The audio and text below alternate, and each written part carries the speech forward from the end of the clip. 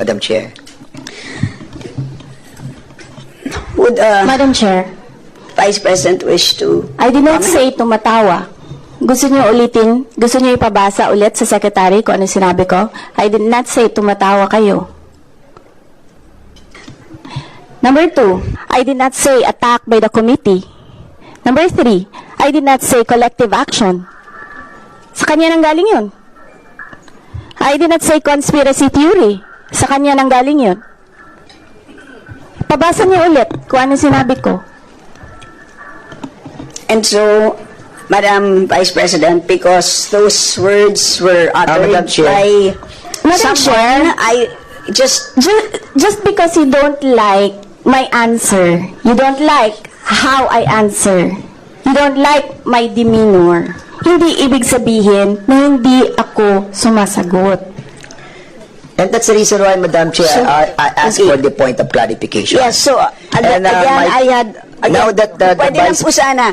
now that the Sandali Vice lang President- po, sandali lang po, para hindi po tayo nagsasabay-sabay, merong clarification na hiningi at nag-clarify naman po ako.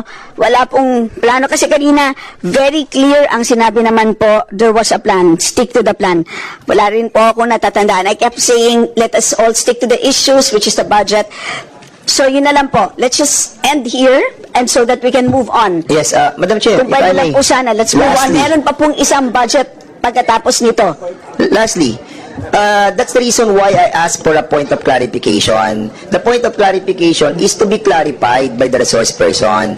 And if that is the answer of the good Vice President, I will accept that her intention is not to involve everybody on a collective Yes, attack on and the we're budget. happy with that And I'm clarification. happy on the answer of the Vice President. But, of course, I just wanted to review the anyway, thank you so much, Madam Right, Chair. salamat. Madam So, Chair, yes, a Madam point Vice of President. clarification is understandable if you want to be clarified of the words I uttered.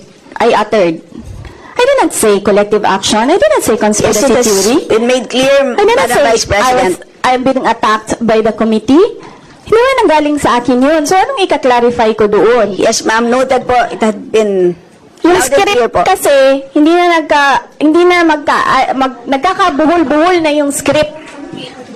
Let's now proceed. Chair. Let's now proceed. If- Madam Chair, just an inquiry from this representation. May I ask